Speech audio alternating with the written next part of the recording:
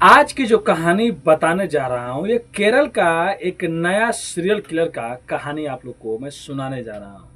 जो 25 साल का, 30 साल का, 50 साल का नहीं है, 68 साल का यानी 68 ईयर्स का एक बुजुर्ग आदमी जिसको नया नया पुलिस ने गिरफ्तार किया है। आप लोग सुन रहे होंगे धर्मशाला के मामले में, धर्मशाला की जो कर्नाटक में खुदाई चल रही है, अभी 13वें नंबर की खुदाई बाकी हुई है। और इसके बीच ही जो लोग ये चाहते हैं कि खुदाई हो और बहुत से लोग ये भी चाहते हैं कि खुदाई नहीं है, उनके बीच में झड़प हो चुका है। उसके बाद पुलिस मामले को सुलझा दी है। लेकिन जो एसआईटी की टीम है उन्होंने ये कहा है कि आए दिन कोई नया नया कोई केस आ रहा है और भी लोग मतलब रिपोर्ट लिखवा रहे हैं जिनके जिनके घर के लोग गायब हो गए हैं। तो ये काम उनका नहीं है, ये काम पुलिस का है। अगर किसी के घर कुछ गायब हो गया, कुछ भी प्रॉब्लम है, पहले से कोई नहीं है, तो पुलिस में जाके उसकी तो मतलब कंप्लेन लिखवा और पुलिस उसकी जांच करेगी। और कर्नाटक के ही एक मिनिस्टर हैं, उन्होंने भी ये बयान दिया है, अगर 11 नंबर पे जो खुदाई हुआ था, अगर वहाँ से जो हड्डियाँ मिली है उसकी हम लोग जाँच कराएंगे और कैसे वहाँ से ले जाकर जो फॉरेस्ट डिपार्टमेंट है, मतलब फॉरेस्ट ऑफिसर लोग रहते हैं जिसका जिम्मेदारी होता है जंगल की रक्षा करना, उनके रहते हुए कोई लेकर कैसे जाके एक लाश को जंगल के अंदर गाड़ सकता है। तो हम लोग उन फॉरेस्ट ऑफिसर पे भी कार्रवाई करेंगे जिनकी ड्यूटी उस टाइम था, मतलब वहाँ पे उनके रहते हुए कोई जाके कैसे वहाँ पे एक लाश को गाड़ सकता है। तो ये तो केरल मतलब धर्मस्थला कर्नाटक में खुदाई चल रही है। लेकिन आज की जो कहानी मैं आप लोग को सुनाने और बताने जा रहा हूँ ये केरल की है। इन दोनों से कोई लेना देना नहीं है, ये अलग है और वहाँ पे अलग है। होता यह है कि 4 अगस्त को केरल के आलापुझा जिला से एक कहानी शुरू होती है। होता यह है कि एक महिला होती है जिनका नाम मैथु जयनम्मा रहता है। उनका चित्र भी, फोटो भी आप लोग ऊपर देख सकते हैं। मैथु जयनम्मा लगभग पिछले साल दिसंबर में गायब हो गई रहती हैं। उसके बाद उनके घर वाले जाके पुलिस में कंप्लेन लिखवाते हैं, लेकिन पुलिस अच्छे से काम नहीं करती है। उसके बाद उनके घर के लोग ही केरल हाई कोर्ट में पहुंच जाते हैं और केरल हाई कोर्ट में जाने के बाद वहां से जब पुलिस वालों को फटकार लगता है कि इस केस को ढूंढिए, मैथु जयनम्मा किधर गई, तब जाके पुलिस मतलब जांच करती है। तब पुलिस की आंखें खुलती है। सबसे पहले पुलिस ये सोचती है कि इसको ढूंढे हुए लगभग 6-7 महीना हो गया, क्योंकि दिसंबर का मामला रहता है, अभी अगस्त चल रहा है। तो पुलिस कड़ियों को जोड़ने लगती है, टेक्नोलॉजी का जमाना है। पुलिस सबसे पहले जयनम्मा का मोबाइल का लास्ट लोकेशन और कॉल हिस्ट्री निकालती है। तो बाद में पता चलता है कि जयनम्मा तो दिसंबर में गायब हुई रहती है, लेकिन उसके बाद वो बीच में भी फरवरी में मोबाइल ऑन हुआ रहता है। और एक आदमी होता है जिसका नाम सेबेस्टियम रहता है, जो 68 साल का रहता है, उसी के घर का दिखा रहा होता है। जब पुलिस जांच करने लगती है तो पता चलता है कि एक कहानी और सामने आती है। लगभग एक और पुलिस स्टेशन में, मतलब उसके फिर एक कहानी और सामने आती है। उसके बारे में पता लगाया जाता है, जो सेबेस्टियम रहता है कि इसको और ऊपर कोई मतलब धारा या कोई कानून या कोई इसके ऊपर और तो चार्ज नहीं लगे हैं, मुकदमे, ये कैसा आदमी है कैसा नहीं है। तब एक और कहानी सामने आती है।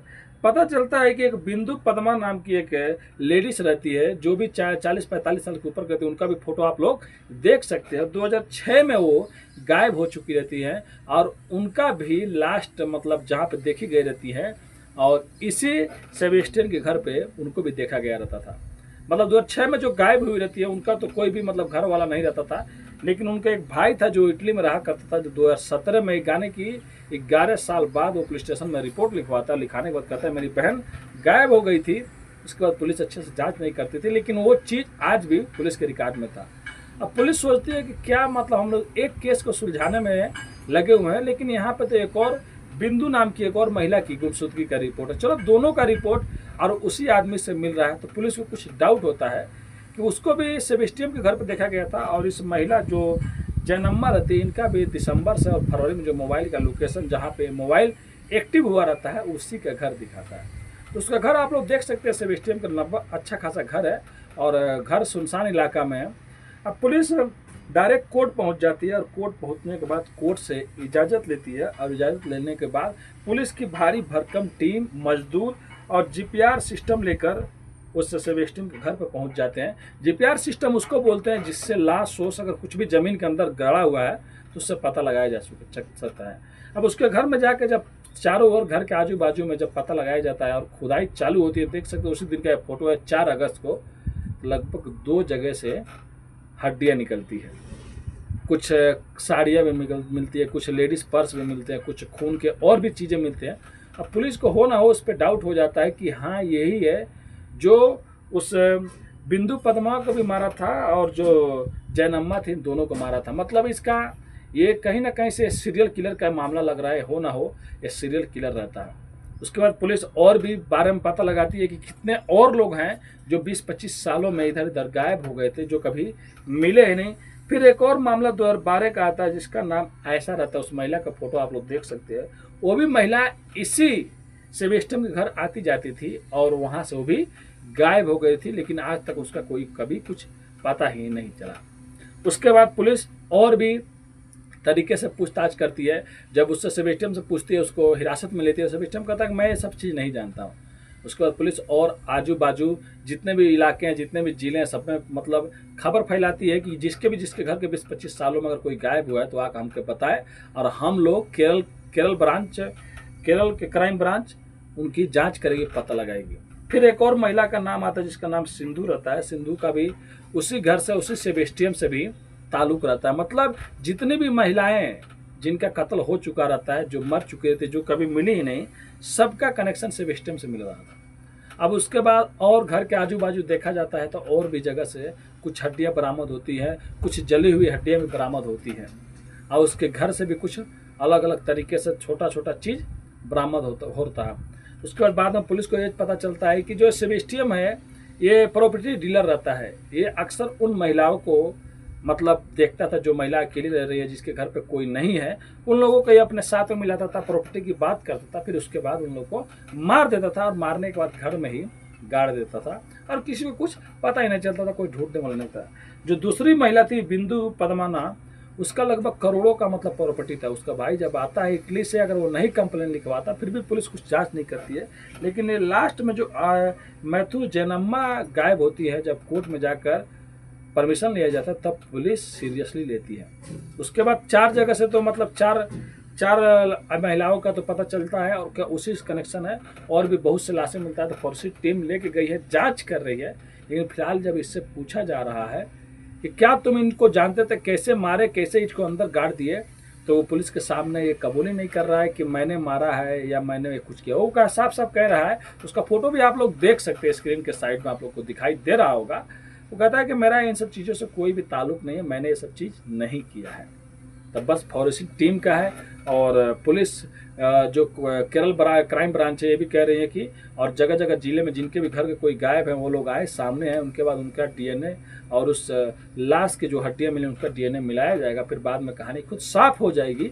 उसके बाद शायद इसको हमेशा के लिए जेल हो जाए या फांसी पे लटक जाए। सोच सकते हैं केरल का सबसे नया सीरियल किलर जो 68 साल का बुजुर्ग है, कैसे ये कत्ल करता था। वो भी अकेले रहता था सुनसान जगह में, तब ये जाएगा जेल के अंदर, लेकिन अभी ये कबूल नहीं किया है। अब आने के बाद रिपोर्ट पता चलेगा क्या सेबेस्टियन जो कह रहा है वो सही है या पुलिस जो कह रही है वो सही है। तो ये कहानी केरल की है और वो कहानी जो आप लोग को मैं सुना रहा हूँ वो धर्मस्थला कर्नाटक की है। इन दोनों में कोई भी मतलब मेल नहीं है, वो अलग है ये अलग है। लेकिन सोच सकते हैं वहाँ भी लाशों का खुदाई, लाशों की जांच, लाशों की जमीन से ढूंढाई मतलब हो रहा है, कैसे भी निकाला जाए कौन कौन से लोग थे। एक वहाँ पे है और एक केरल में है। लेकिन यहाँ पे एक सीरियल किलर का मामला है और वहाँ पे तो बहुत ऐसे लोग हैं जो उससे जुड़े हुए हैं। तो एक कहानी सुनाने का उद्देश्य किसी का भी दिल दुखाना नहीं है, बस आप लोग को जागरूक और सचेत करना है। तो मिलते हैं नेक्स्ट वीडियो में फिर से कुछ सच्ची कहानियों के साथ। अब आगे सीरियल किलर की कहानी में क्या अपडेट आता है, क्या ये सही बोल रहा था, क्या पुलिस की जो लाशें मिली हैं उसके घर से वो अगर डीएनए मैच हो गया जो भी सामने आएंगे। अभी घर की जो मतलब टाइल हो गया और घर के अंदर भी बहुत सी जगह को अभी खुदाई करना बाकी है। तो अपने भाई को भी सपोर्ट कीजिए, लाइक और सब्सक्राइब और शेयर करके। मिलते हैं नेक्स्ट वीडियो में फिर से कुछ सच्ची कहानियों के साथ। अभी के लिए अलविदा लेते हैं, धन्यवाद।